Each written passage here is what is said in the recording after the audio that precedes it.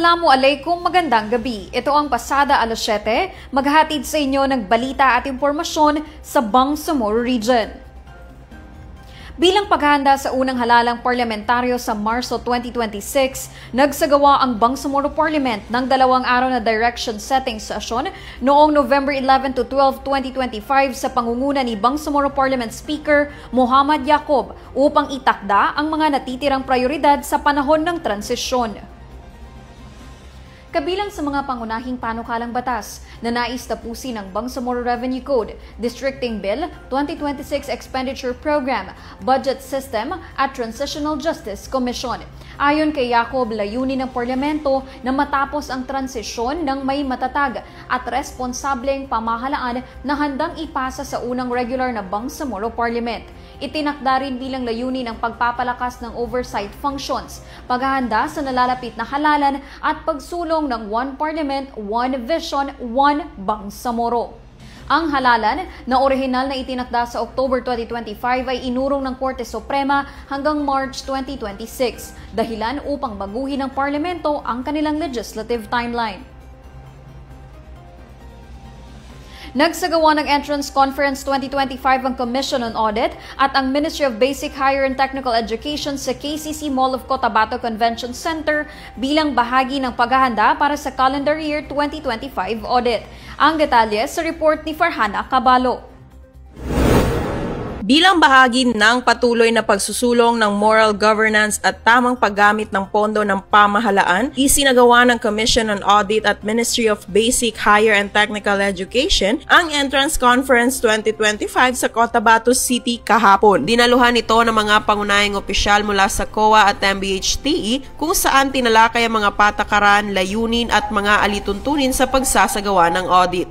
Kabilang sa mga naging paksa ay ang transition mula sa RA number 9184 patungong RA number 12009 o New Government Procurement Act, mga flagship programs at major accomplishments ng MBHTE para sa taong 2025 at mga updates sa COA rules and regulations. Ibinahagi rin sa conference ang terms of audit engagement, scope of audit, audit thrust for calendar year 2025 at status of prior year's audit recommendations. Samantala, binigyan diin ni MBHT Minister Muagir Iqbal ang kahalagahan ng transparency, accountability at partnership sa pagitan ng COA at MBHTE upang matiyak ang mahusay na pamamahala ng mga programa at proyekto ng ministry. Aniya, ang audit ay hindi dapat katakutan kundi yakapin bilang isang mahalagang mekanismo sa pagpapatibay ng integridad at tiwala ng publiko. Binigyan din ni COA Regional Director Rasdi Giling ang kahalagahan ng integridad, transparency at kooperasyon sa proseso ng audit. Ayon sa kanya, ang audit ay hindi lamang pagsusuri ng mga talaan kundi isang paraan upang matiyak na ang bawat piso ng pondo ng bayan ay nagagamit ng tama at epektibo para sa mamamayan. Hinihimok din niya ang lahat ng opisyal at kawani ng MBHTE na makipagtulungan upang maging maayos at mabilis ang daloy ng 2025 audit. Ang naturang aktibidad ay nagsisilbing simbolo ng pagkakaisa at pagtutulungan sa pagitan ng dalawang ahensya sa pagtiyak na ang bawat proyekto at programa ay makapagbibigay ng tunay na serbisyo para sa mamamayang Bangsamoro. Farhana Cabalo, BIO News. Inilunsad ng Ministry of Public Works, Lanao del Sur 2nd District Engineering Office ang mga proyekto sa infrastruktura na nagkakahalaga ng mahigit 1 billion pesos sa pamamagitan ng isang mass contract signing na ginanap noong November 10, 2025. Layunin ng mga proyektong ito na palakasin ang konektibidad ng mga kalsada, mapabuti ang supply ng tubig at mapalawak ang mga pampublikong pasilidad sa iba't ibang munisipalidad sa ikalawang distrito ng Lanao del Sur. Ang kabuuang pondo, 1 billion pesos, 43,951,547.52 pesos ay nagmula sa Regular Infrastructure Program 2025, Special Development Fund 2024 at Transitional Development Impact Fund 2024. Saklaw ng mga bagong kontrata ang pagtatayo ng mga kalsada, tulay, lake walls, drainage systems, water systems at fish landing facility sa iba't ibang barangay ng distrito. Kapag natapos, inaasahang mapapabilis ito sa daloy ng transportasyon at kalakalan at magbibigay ng mas maayos na access sa mga pangunahing serbisyo para sa mga residente.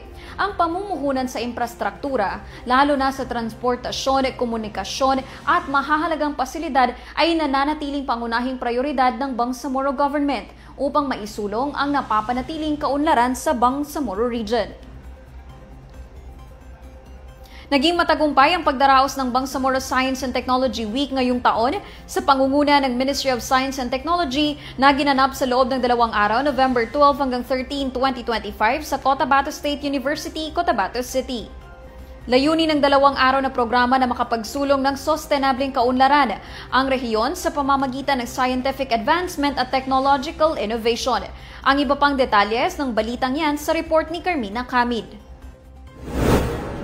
Sa temang Sustaining Growth through Halal Science, Technology and Innovation, opisyal na sinimulan kahapon sa pamamagitan ng isang ribbon-cutting ceremony ang pagdiriwang ng taunang Bangsamoro Science and Technology Week. Dinaluhan ito ng magkakaibang grupo ng mga kalahok mula sa academe, micro, small and medium enterprises o MSMEs, mga researchers, exhibitors, mga estudyante, local innovators, private industries at naging bukas din ito para sa publiko. Inilahad ni MOST Minister Baileng Mantawil ang makabuluhang definisyon ng tema ng aktibidad, maging ang isinusulong nitong batas para sa science and technology sa rehiyon ng BARMM.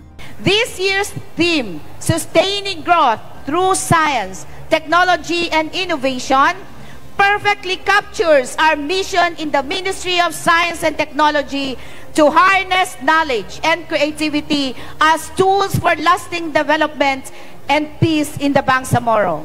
It reminds us that science is not just about experiments in laboratories. It is about transforming lives, empowering communities, and building a sustainable future for all the Bangsamoro people. Through science, we can turn challenges into opportunities. Through technology, we can connect progress in compassion. And through innovation, we can build a Bangsamoro that is smarter, stronger, and more sustainable.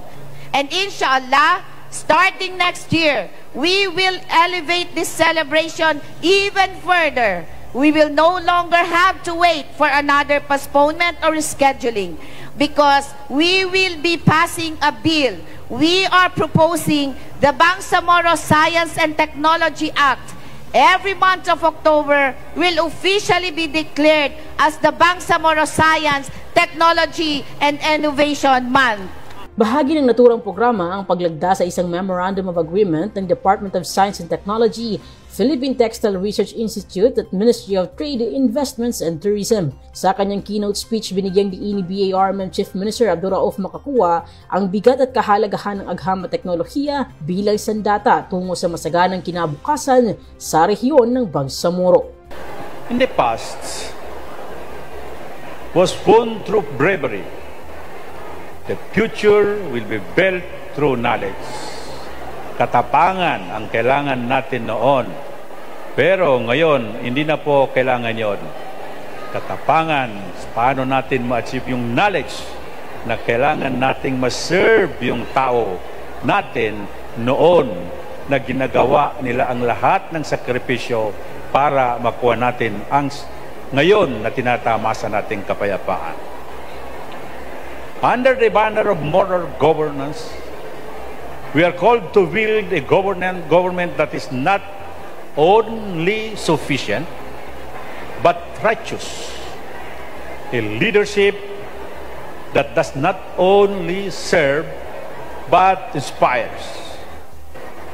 And within the moral compass, science and technologies are not contradiction.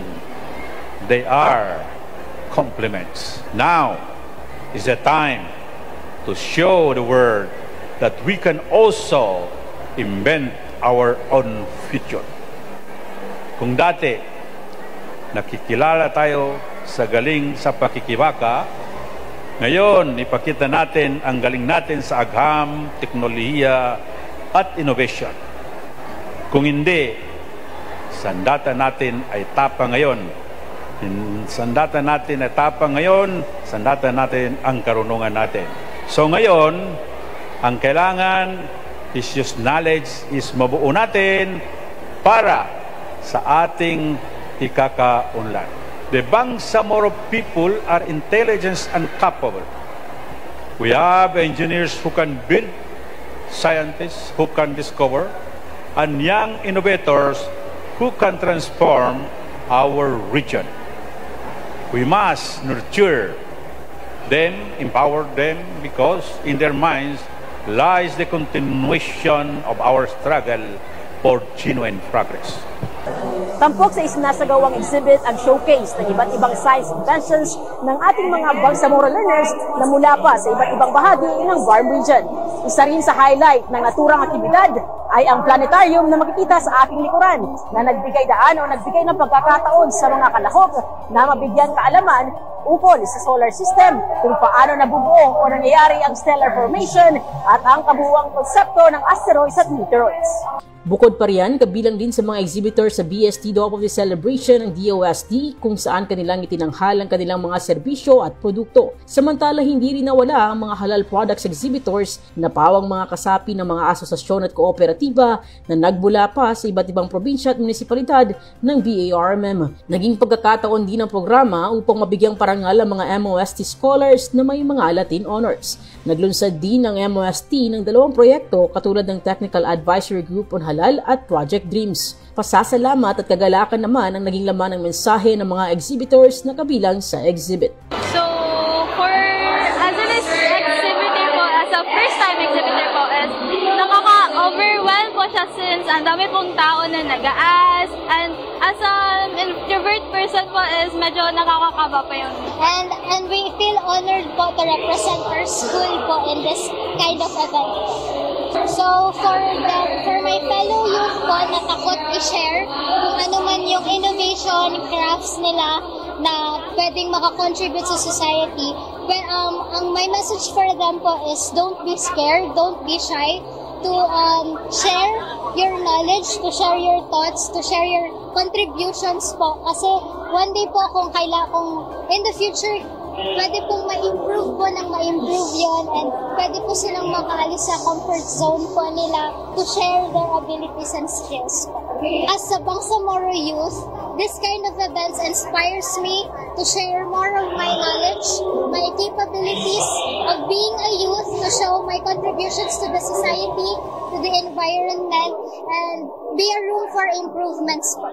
Sa Bangsamoro youth, I have the same thought din po sa kanya na na-inspire po ako para ma-share yung mga ideas ko, yung mga problems na kailangan ko ng sagot na masolusyonan. And maybe po yung contributions po namin as youth is magkakaroon po ng much malaking factor po sa society. Yeah, malaking impact po sa ating society. Okay, so personally po, masaya po kami ngayon na nandito kami or kabilang kami sa exhibitor ngayong taon na ito. No? So pasalamat din sa MOST and Varm government na showcase namin itong product namin na ito. So masaya po kami and grateful po. Sukran sa masaya kami sa na kailan umadakol yung mga product namin. Musukran sa sponsor na Nyaba exhibit. Itong event na ito, ang exhibit na ito is malaking tulong sa pagpapalago ng negosyo namin. At first place kasi ang sa amin po is community-based. So, sa community lang po kami and hindi po kami nakalabas. Pero dahil po sa event na ito is nakita po ng marami ang product namin. At the same time, while po nagpa-free taste po kami, sinasabi nila na okay po, masarap siya. So malaking tulong po sa amin na na-encourage po kami na hindi kami mag-give up. Kasi as a organization po is marami po talagang pagsubok na dumarating from community, from the co-members. No? So dahil po sa mga feedback ng naka-taste po ng product namin is nagkaroon po kami ng lakas ng loob na ipagpatuloy po kung ano yung nasimulan. Ayun ang sinabi niya. So makakatulong itong exhibit na to para makilala yung product namin at makita rin dito sa ibang lugar. Okay, so maraming salamat po sa MOST and Varm government po sa pag-sponsor po ng exhibit na ito. Malaking tulong po ito sa amin na nasa community lang po para makilala po ang product namin. No? So, maraming salamat po na tinulungan po kami na ipakilala ang aming product. So, maraming salamat po sa nag-sponsor ng one na to, yung farm po, para makilala din po yung product namin. Mahalagang parte ng isinagawang aktibidad ang pagkakaroon ng technology lectures na susundan naman ang awarding ceremony para sa mga Innovathon winners at pagbibigay pagkilala sa mga partners at exhibitors ng 2 araw na selebrasyon sa culminating program nito. Carmina Camid, BIO News.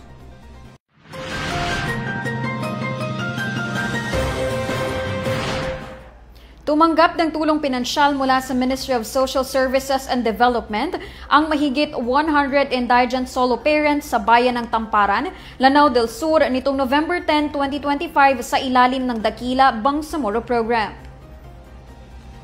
Isinagawa ang pamamahagi sa MSSD Tamparan Unit Office kung saan tumanggap ng tig 3,000 pesos ang kabuuang 112 benepisyaryo bilang suporta sa kanilang pang-araw-araw na pangangailangan. Layunin ng Dakila Bangsamoro Program na maitaas ang kabuhayan at kapakanan ng mga solo parents sa Bangsamoro Region na nagsusumikap maitawid ang kanilang pamilya sa kabila ng mga hamon sa buhay. Samantala, tumanggap naman ang iba't ibang household essentials mula rin sa MSSD ang 200 na Badjao family sa Barangay Dotong, Simunol, Tawi-Tawi, kasabay ng turnover ceremony ng Madinatul Badjao Housing Project ng Provincial Local Government Unit ng Tawi-Tawi nito ring November 10, 2025. Bawat pamilya ay nakatanggap ng welfare goods na kinabibilangan ng 25 kilo ng bigas, canned goods at instant coffee habang 100 pamilya naman ang tumanggap ng jerry cans, cooking kits at hygiene kits bilang karagdagang tulong. Layunin ng pamamahaging ito na matiyak ang kaginhawaan at kaligtasan ng mga Badjao family sa kanilang paglipat sa bago nilang tahanan. Patuloy ang MSSD sa pagpapatupad ng mga programang naglalayong itaguyod ang kapakanan at dignidad ng mga vulnerableng sektor sa Bangsamoro sa pamamagitan ng tuloy-tuloy na pagbibigay ng mga makatao at inklusibong social services.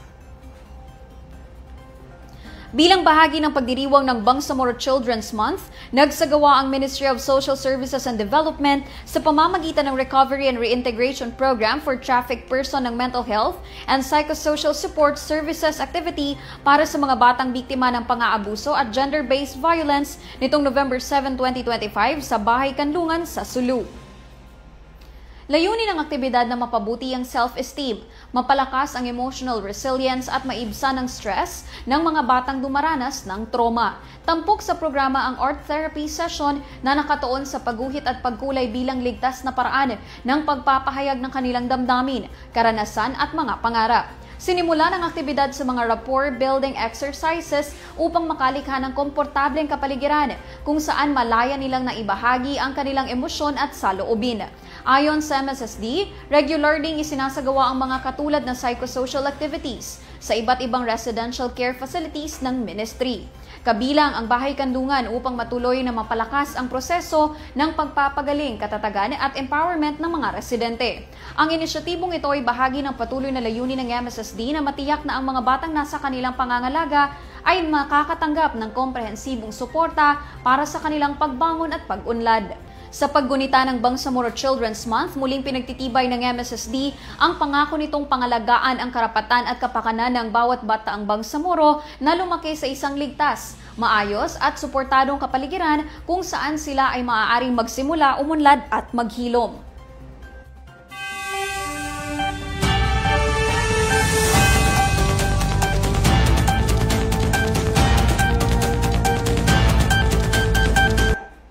Nagpulong si Basilan Governor Mujib Hataman kasama ang mga kinatawan ng National Power Corporation o NAPO Corp at iba pang energy partners upang talakayin ang paglalagay ng NPC substation at transmission line sa probinsya bilang solusyon sa problema sa kuryente.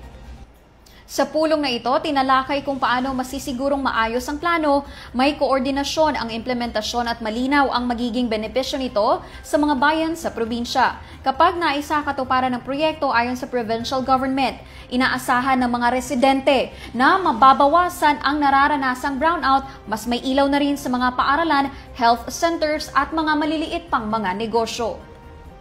Samantala, tinatawagan ng lokal na pamahalaan ng bayan ng Parang Maguindano del Norte ang lahat ng mga artist, arkitekto at designer sa buong bansa para sa isang Iranoon Palace Landmark Design Competition. Ang landmark design na ito ay itatayo sa harap ng Iranoon Palace at magsisilbing simbolo ng pagkakaisa, pagkakakilanlan at kaunlaran sa bayan ng Parang.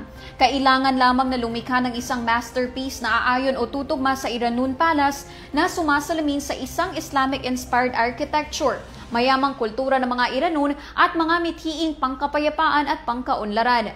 Bukas ang kompetensyon sa lahat ng nais sumali. Magwawagi ng cash prize ang mananalong disenyo. Deadline ng submission ay sa November 17, 2025, araw ng Lunes. Isumite lamang ang inyong likha sa link email na dakisalazar1@gmail.com.